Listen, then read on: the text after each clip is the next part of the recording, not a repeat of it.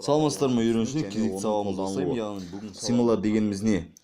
Біз үнемі кездесетін символдардың тобы 4 түрден тұрады, яғни әріптерден, сандардан, белгілерден және басқару символдар. Сандардан өздеріңіз білетіндей,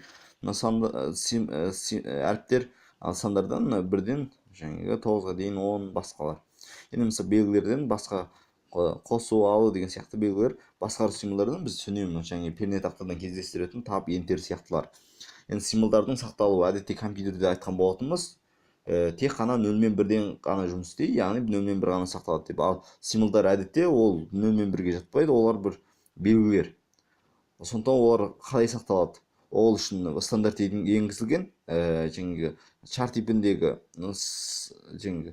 сандар мен әріптерді сәйкесті бір-бірімен байланыстырған, яғни 65 ондық жүйедегі 65 саны ол А символына уәкілдік етеді, яғни А символын білдіреді.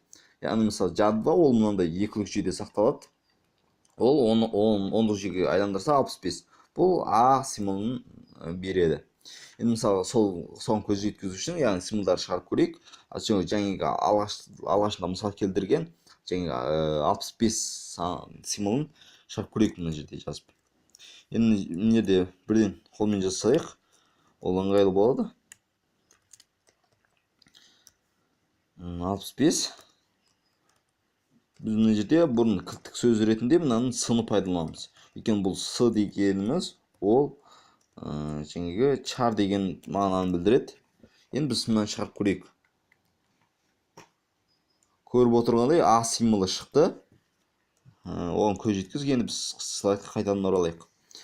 Енді мына жерде стандарттың бір шетін шығарып айтқан болатынбыз, енді сол стандартқа тоқталайық.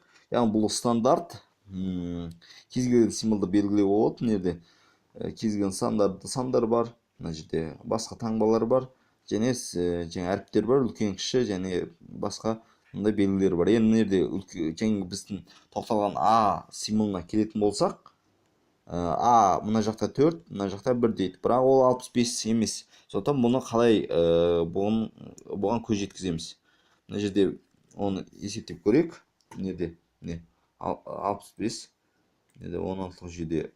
16 жүйеде ең алдымен бізге мына жағы 4, мына жағы 1 дейді. Ол 41 деген мағынаны білдіреді.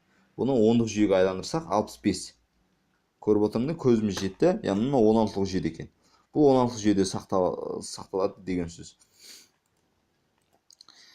Енді біз мысалы Б символын айтатын болсақ, оның 16-дық жүйеде 42 деген сөз. Немесе С дегеніміз 43 деген сөз.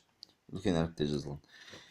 Енді мына жерде сол стандартқа ары қарай тоқталатын болсақ, бұл стандарттың сәйкес нөмірлерін адамдардың есте сақтауы қажетсіз. Яғни чар ол А символын берсе, мына жерде оны 3 түрлі жазуға болады. Біріншісі, оны жалғыз тырнақшаның ішіне алып жазсақ болады, немесе оның сол асикодтағы стандарттық номерін, 10-дық жүйедегі номерін сәйкестендіріп жазсақ болады, немесе 16-дық жүйеде жазсақ барлығы бірдей шығады. Мысалы әдетте қолданған кезде мынандай жалғыз тырнақшаның ішіне алып жаза берсек болады. Яғни А, үлкен, кіші А деген сияқты мынадай. Мына мысал келтірген болатынбыз, яғни бағанағы айтқан жалғыз тырнақшаның ішіне алып жазу мен 65 санының екеуісінікі сәйкес келе ме екен. Енді немесе Б символы мен Б символын, оның астына Б символын жалғыз тырнақшаның ішіне алып, оның сол кодтағы сәйкес нөмірін шығарып көрдік. Және бұлай екі сандардың символын және бос орынның өзі символ. Өйткені мына жердегі басқару символы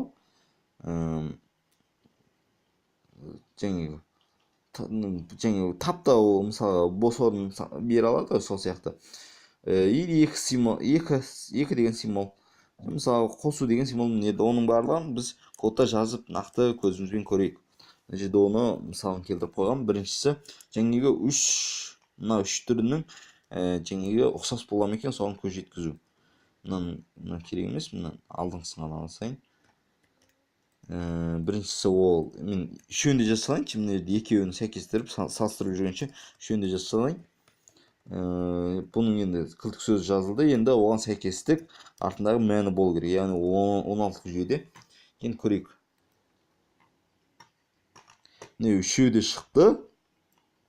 3 АА. Үшеудің беретіні сол А символын береді. Енді көрейік, мына Б символының сәйкестік номерін шығарып көрейік. Мына жолды өшіре салайын. Бізге қазір керек емес. Міне Б символы. Б символын біз жаңа жалғастырған ақшаның ішіне алып бердік. Және оның сәйкестік мына ондық жүйе арқылы ондық жүйедегі сәйкестік номерін шығарып көрейік. Көріп отырғандай 66. Енді 16 жүйеде шығарып көрейік. Өйткені бізге жаңа салыстырғанда ыңғайлы болады. 16 жүйедегі кілттік сөзін ол кезде x-ті пайдаланатын болғанбыз. Кілттік сөз ретінде. Көргендей міне 42. 66. Енді көрейік. Сайтқа келейік қайтадан. Міне Б-ны шығарып көрдік. Б дегеніміз ол міндетті 42. Және 16 жүйеде шығарғанымыз дұрыс болды. Ал енді 42-нің өзін айландырып көрейік. 42 дегеніміз кешіріңіздер.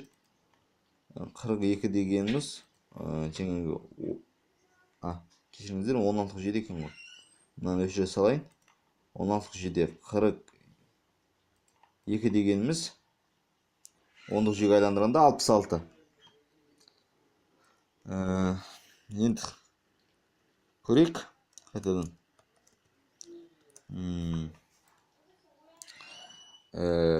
Неде көргенде 42-66 сәйкестігінше шықты.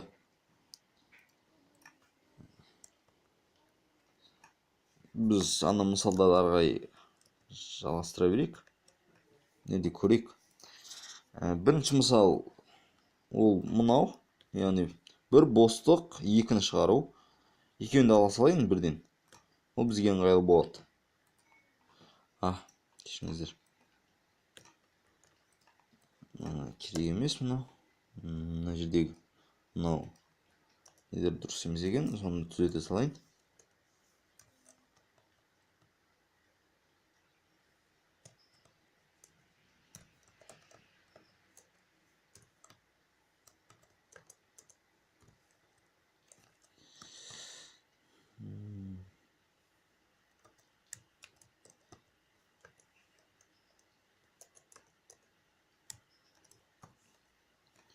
Енді көрейік. Мыналарды бір-бірінің астына түсірейін.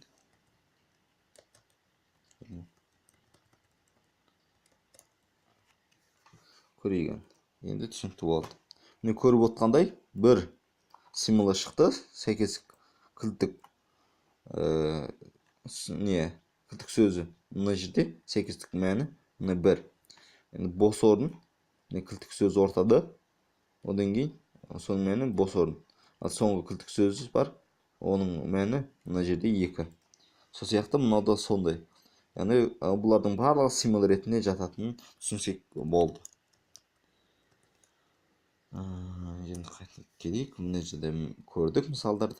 Енді мына жерде басқару символдар біз егер басқару символдар маңызы бізге ерекше, яғни бұл басқару символдарын біз үнемі қолданамыз. Мысалға ентерді, тапты, тағы басқаларды.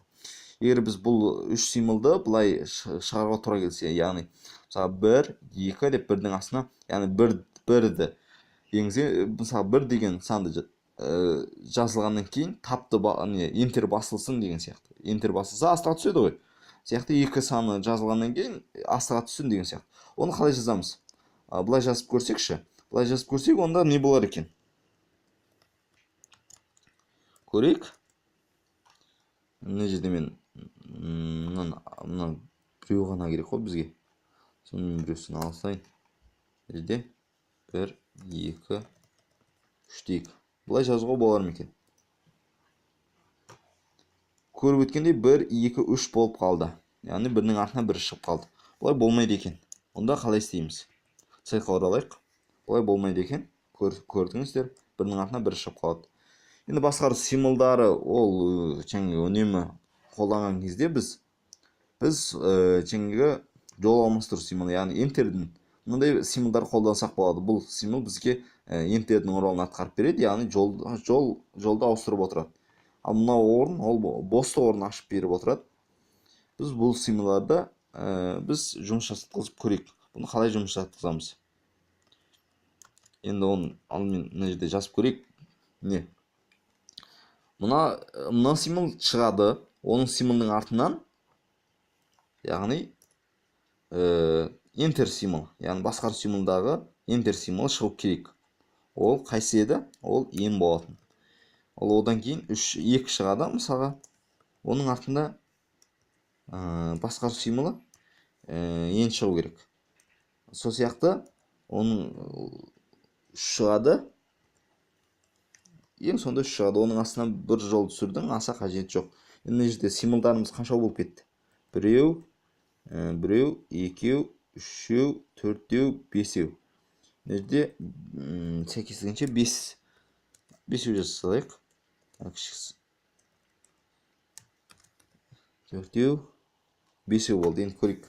Бағанағы ойлаған нәтижемізге жетеміз бе екенбіз? Міне көрдік, жеттік. Бірінші символ шықты, міне. Одан кейін мынау басқару символы орындалды. Міне.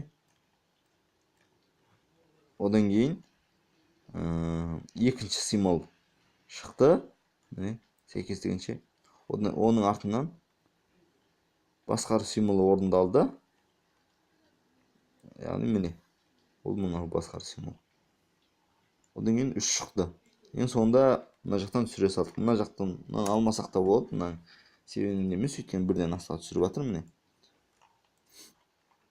Бұны ішіне пайдалансаңыздар да болады. Сондай мүмкіндік қарастырған бұлай. Бірақ біз қазір символ ретінде пайдаланып тұрық қой. Енді соған сәйкес жаңа таптың да ролын көріп көрейік.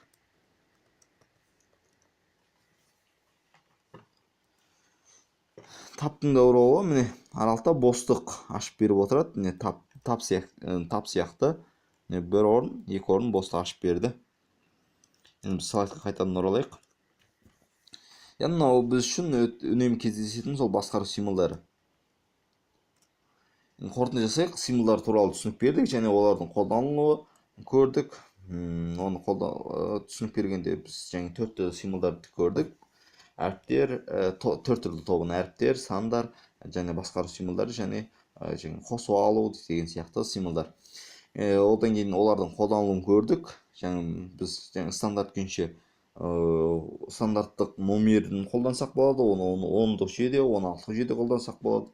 Немесе тікелей жалғыз тырнақшаның ішіне алып жазсақ та болады. Одан кейін үнемі қолданылатын ерекше символдарында басқару символдар. Тап пен ентерді көрдік. Бүгінгі сабақ осыған дейін болсын.